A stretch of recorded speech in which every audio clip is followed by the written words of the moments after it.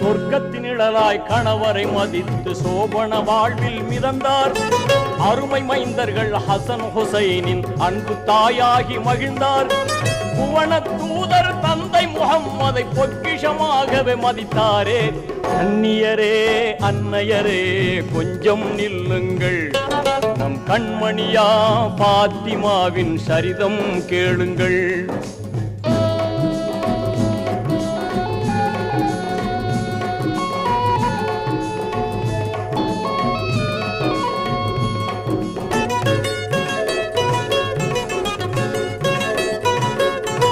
Arafat வெளியில் இறைவன் தூதை அண்ணல் நபி முடித்தார்கள்.